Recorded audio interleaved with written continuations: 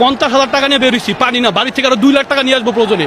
টাকা, ঠিক আছে, টাকা কার জন্য করছি? স্বাধীন দেশের জন্য টাকা ইনকাম করছি।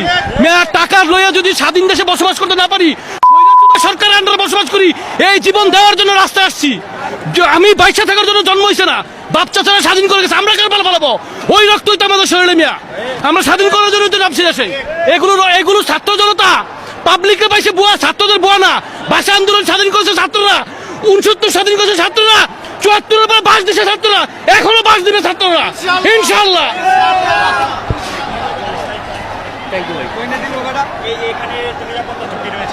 কোন নিরাপত্তা ঝুঁকি নাই আমার দেশে, আমি চলবো। নিরাপত্তা বলতে কি? আমার দেশে আমার নিরাপত্তা দেবে কি? আমি নিরাপত্তা দেবো আমার নিজেকে, সরকারকে নিরাপত্তা দেবে। সে নিজেই তো তার গদিনে নড়বড়ে আছে, বুঝেন না কেন? আমি আমার দলে আছি, আমি আমার দেশে আছি, এটা আমার বাপের দেশ। আমার বাপের বাড়ি ইন্ডিয়া না, আমার বাপের বাড়ি বাংলায়, বাংলায় থাকবো আমরা।